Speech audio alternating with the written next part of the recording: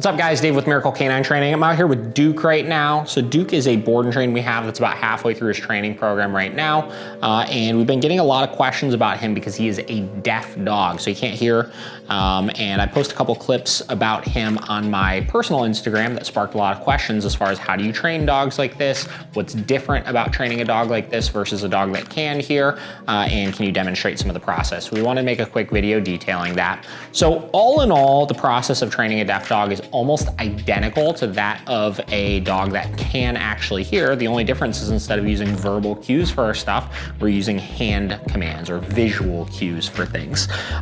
Everything else is the same. So we would utilize, just like with any other dog, nonverbal leash communication in order to get into positions and move with that leash and all that kind of stuff. And then we would layer in our commands and our e-collar into the process. So what I want to do is I want to demonstrate how we give commands. And we're gonna get started with the bed command. So for the bed command, we just use a gesture towards the bed, hand outstretched away from the body, pointed at the bed. And one of the keys here is because we need him to see and stabilize to that cue, is I'm gonna give that cue, and I'm gonna maintain that cue until he stabilizes. Once he stabilizes, I'll reward for that, and then we'll have him hold that position. Now, same process if we were gonna be giving a correction. Obviously, normally we would say no and give our correction. The only difference is we don't have the luxury of being able to utilize a verbal marker to buy us time to give our consequence for this. So we just have to make sure that correction comes right when he makes his mistake. So if he were to step off of this bed, I would just tap the button right away. I would walk him back to the bed and I would re-give that hand cue to get him back into position. When I go back, I get that leash. I can give a reward for that. Off of the bed, we'll typically use kind of a gesture similar to that, whatever you want to call that, in order to get the dog to understand they are free at that point. So now we're gonna do this over here, holding that cue outstretched. Once he stabilizes, reward. And then we'll have him hold duration there.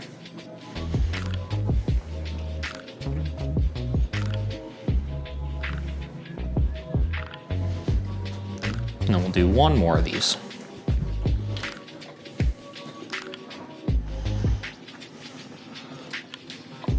Same deal. Releasing. Now, one of the reasons why I have to keep that hand outstretched is you'll notice there he kind of started going to the bed before I even gave that cue. So I needed for him to see me giving that cue once he stabilized onto it so he knew that I did want him to hold that position still.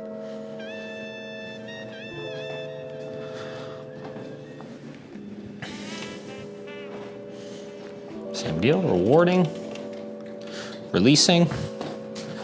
From there, we're gonna add our down into this. Same process, hand down, waiting till he stabilizes, then getting my reward,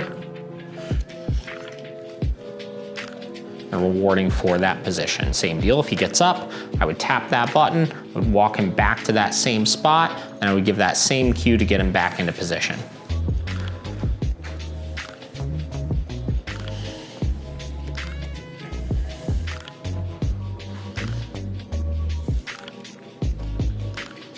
Now, for the most part, when you're training deaf dogs, like I said, the training process is gonna be virtually the same.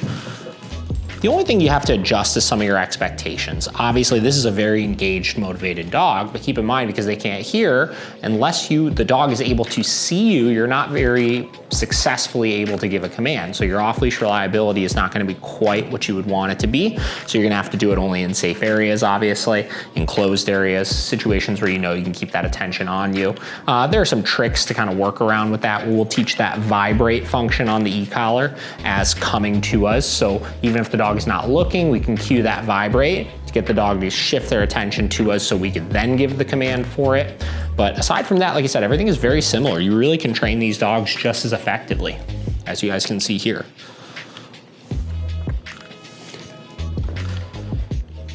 The other interesting thing I think I've noticed when training deaf dogs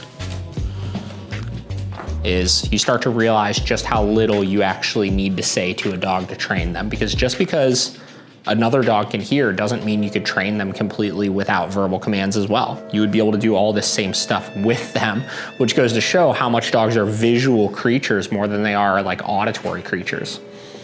This is a very, very clear form of communication to them. And I find a lot of people fall into a trap of just talking to their dog way too much. And what happens is they never actually create really concrete cues because of how much they talk to their dogs. Where with a dog like this, we're making sure every single piece of information we give this dog is black and white, very clear and very efficient. Okay, last thing we're gonna do here is we're gonna add in then our come command. So I'm gonna pop this leash off of him.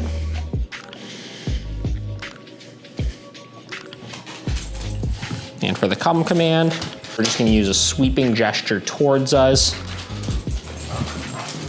Now, notice I kept it outstretched just like this so that when he made that mistake, he could still see that I, in fact, wanted him to come to me. That's a really important part of this process. Same deal, I'm just gonna create a little distance, giving that gesture. Once he stabilizes, I'll reward, then release.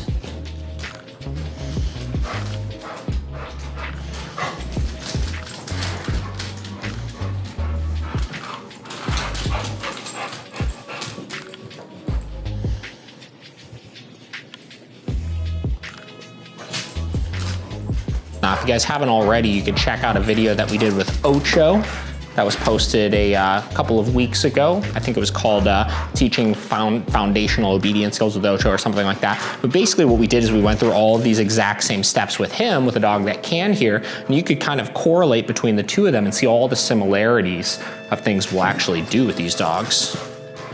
So you can see that process exactly the same. So I'll do one more of these.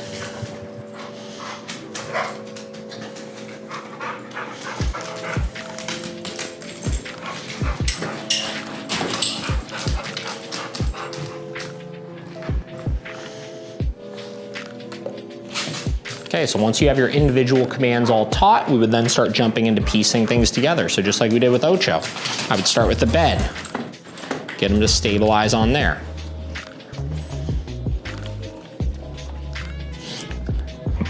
From there, I would create distance, and I could work a come command off of that bed to me.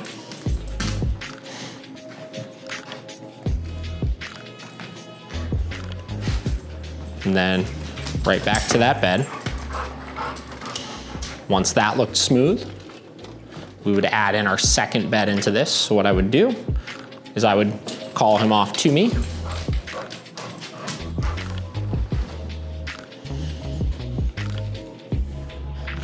And I would take him to the next bed.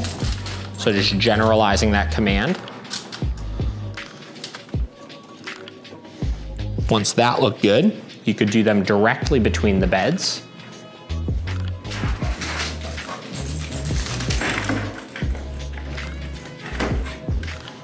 Again, further generalizing. And then last thing we would add in would be our downstay into things. Same deal, calling to us, putting him into a down.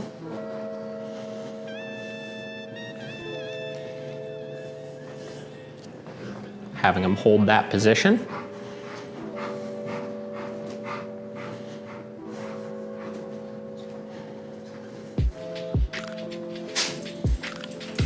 Then calling him back to a bed, and getting him into a down on there.